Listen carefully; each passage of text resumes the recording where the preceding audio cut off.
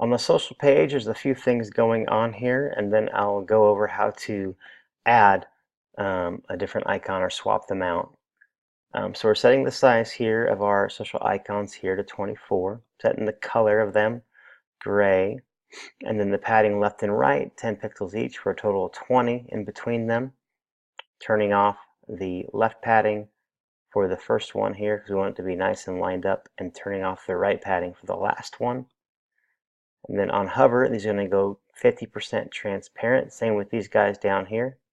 You can change that right here. And then our light option is be white icons, which is what these are set to down here. They're using the light option. So that's the main thing. In section 2 here, we're aligning them to the center. And we're also doing the 50% on hover. Setting the font size to 48. Yes, the font color here, although I guess it's kind of redundant with us already setting that up there. So you could probably get rid of that. Padding top and bottom, and then 6% on left and right. And you'll notice we change that to 5% on tablet, and then we make the font size smaller on mobile. For this, we're just looking at this row here.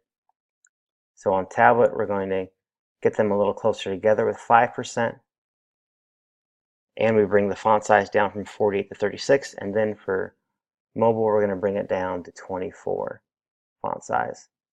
So if you add more icons here, you'll want to adjust this percentage, 6%, 5%, and possibly even down here to 4% or something like that.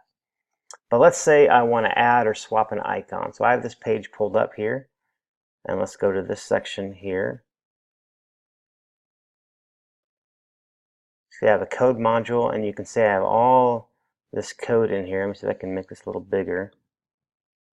Hoping I could. Okay.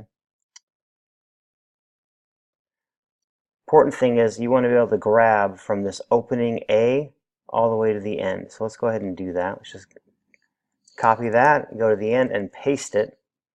And you'll see now that we have an extra YouTube icon, because the one that we pasted here is a target blank href equals, and this is where you'd put your link. And target blank just means it's going to open the link in a new tab, so you can get rid of that if you wanted to. But this I class fab fa YouTube is this whole I section is what we're going to swap out. All right, so what are we missing here? Let's say Pinterest, let's say. So I'm going to go to fontawesome.com and search for Pinterest.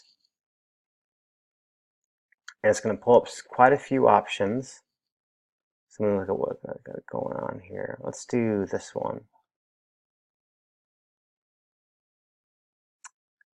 And it's going to pull it up and give me this iClass code up here. I'm going to copy this, go back to my page, and get rid of this iClass, and then paste the one I just got. And there's my Pinterest. So now if I save this, and I refresh my page, I have my Pinterest there. But what I'm going to want to do probably is, since I have more icons, I probably need to bring this 6% down to maybe 5% on desktop, and then maybe 4% on tablet, and 3% on mobile. So that's something you'll have to watch out for. Now I don't want that Pinterest anymore. We'll just go back into our code module. I'll find this last one, Pinterest, all the way to the opening A, get rid of it, and voila. So that's how you swap the icons out using Font Awesome. Pretty sweet. And I think that's going to do it for our social